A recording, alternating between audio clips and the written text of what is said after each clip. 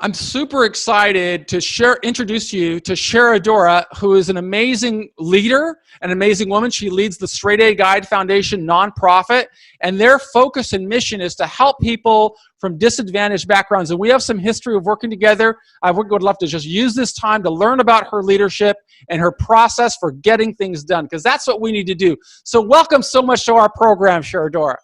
Thank you so much, Michael. Thank you for having me. Well, I'm asking you to come for a purpose. Part of my role when I go inside of prisons is I want to teach people some of the challenges that they're going to face and what they can be doing to prepare for that. And so it would be great if you just tell us a little bit about your background and working in career training and vocational work. Tell us about what you do and how you transitioned over to the Straight A Guide Foundation. Okay, thank you. Well, I've been in the career development field for about a little over 10 years. Okay, I worked for 1199C, which is a Philadelphia hospital union, one of the largest unions out there on the East Coast, probably on the West Coast as well. Is AFME and 1199C joined together.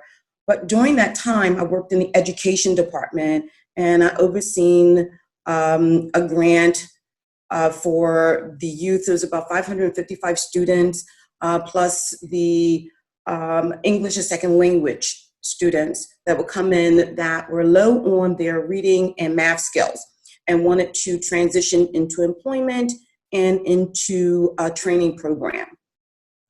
So my job was to help them get through the program to accomplish their GED, to go into a training program. They can go into various of training programs via CDA, which is child care development. They may have wanted to go into home health aid, LPN, which is the licensed practitioner's nursing program. They can go into any one of those fields as long as they met a 9th grade reading. Okay, and we did assessments on them as they come in, and they came in as a 3rd grade reading level, and then we built their skills up so they were able to go into these programs. During that time, I also taught business over at Rowan University, where I'm teaching freshmen that's coming in how to acclimate during the college campus during their first year of college. I also created LYP Visionary, which is a career development program that allowed people to come in and become certified nationally so that they can build their career development skills. They can work for different agencies. Maybe they want to go and work for the one-stop centers as a career advisor or a case manager. So they're helping other people practice and become better in career development. What inspired you to want to devote so much of your career to helping people develop the skill set so that they can move and advance along and achieve their higher potential? What inspired you to want to get into that kind of space? Well, I've always been very fond of the youth, and the youth kind of just draw to me. I have 4 children, and through marriage, I have 5. So altogether, it's 9 kids. So with those boys, their friends will always come over to the house. And so my house was kind of like the hangout house. And, during that time, I'm teaching them and I'm inspiring them and helping them to become all they can be. And I just always been drawn to helping others. I think that's been my motto of just kind of giving back. And, I'm so excited that I have the opportunity to be able to be in position to do that.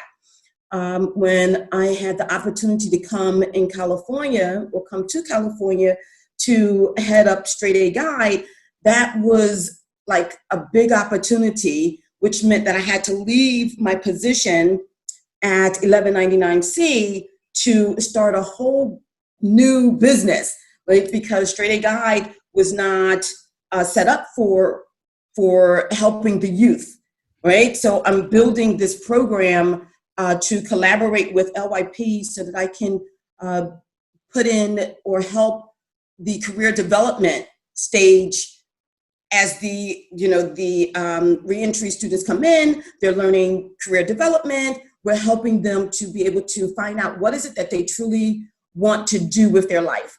How are they going to come back with a not so friendly background and be able to be inspiring and be a new person in society? How are they going to be able to do that? And so you've initiated why don't you tell us a little bit about this grant project that's super exciting, because it's going to allow you to interact with so many people on so many different levels. Tell us a little bit about how you learned about the grant and the process that you put in place to advance the ball. Well, as I'm searching for grants to build the Straight A Guide, I came across this grant that was a reentry grant. But the grant has like a lot of stipulations and a lot of, collaborations. You have to, have 3 communities in one state and then also build across another state, which would be Arizona. And I'm thinking, oh my gosh, that's a lot. How can we do this? And I immediately start collaborating with different people. I collaborated with Federal Garden Grove Halfway House. I collaborated with Fatherhood for a program so that we can help the young adults come in and teach them about family and try to get them acclimated with their families and build a lifestyle. I collaborated with which father was that? Fathers and Family? It's the Fatherhood Initiative program. Okay. 24/7/dad. All right. So right. You just reached out, you just picked up the phone and called them and said, my name's Sharadora, I'm with the Straight A Guide Foundation and I want to collaborate. Absolutely. I just started, and it's at this point, this is like not a very good time because of the coronavirus, right? Because most businesses are closed, most businesses are not available, but I just had the tenacity to go out and just do it. I said, you know what, I'm going to do it. I'm going to really go for it. And I'm going to see where we go with this.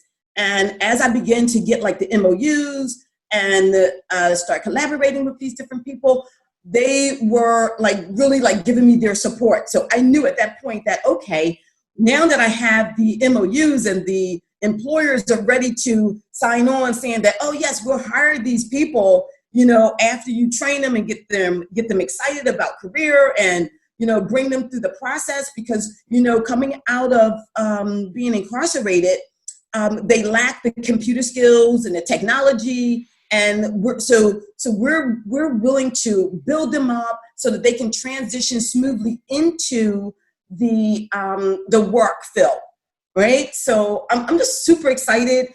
I put the grant together, and it was very difficult because I only had like a week to finish it, right? And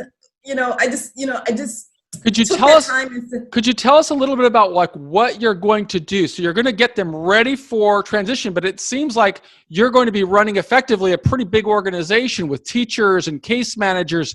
Walk us through, how will you orchestrate and architect that entire project? Because it's going to be I know you've already done an amazing job getting you to this level, but the next level is going to be executing all that. Tell us the plan on that.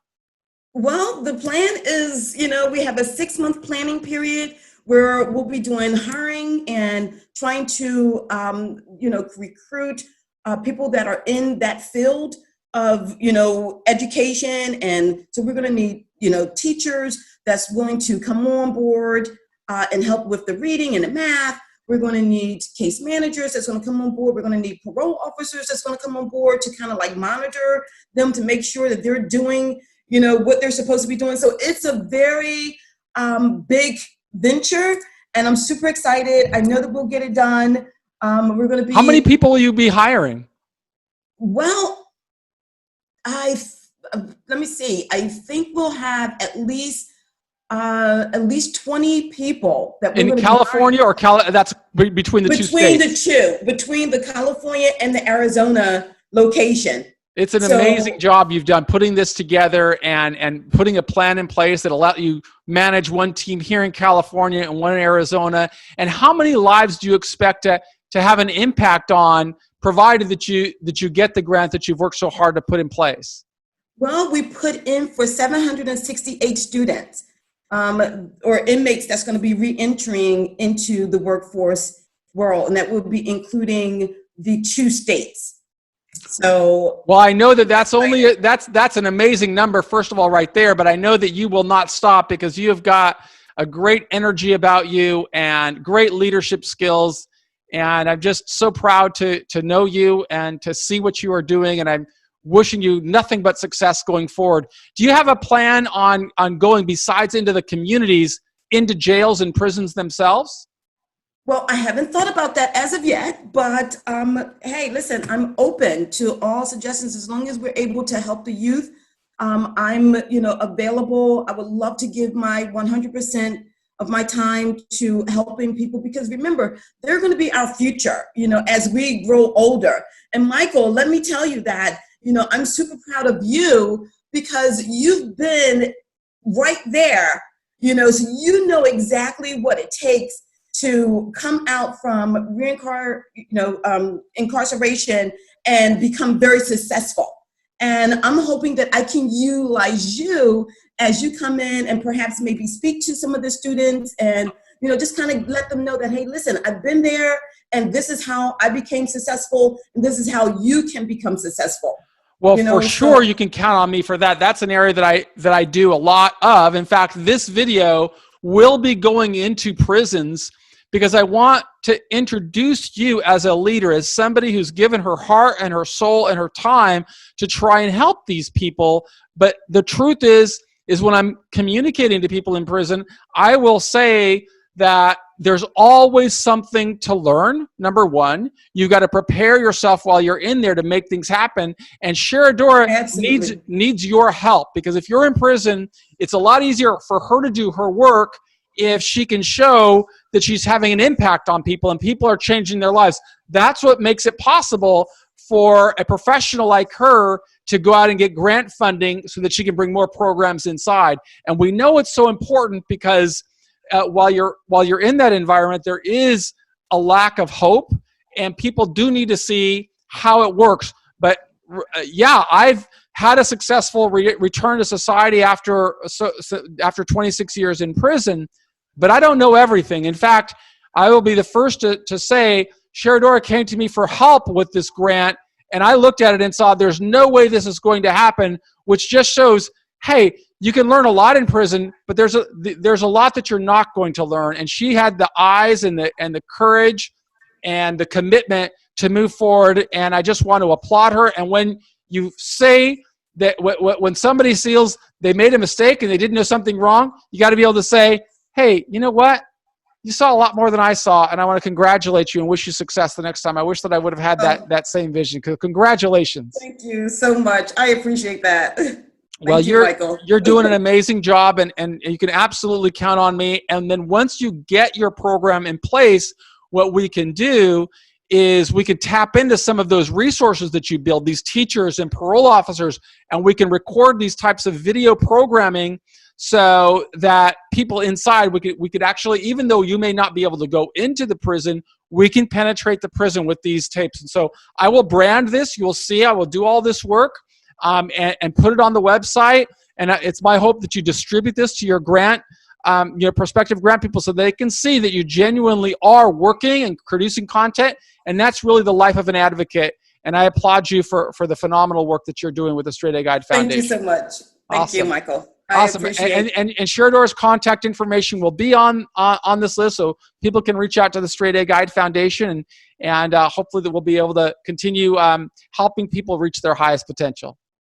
Thank you. Thank you.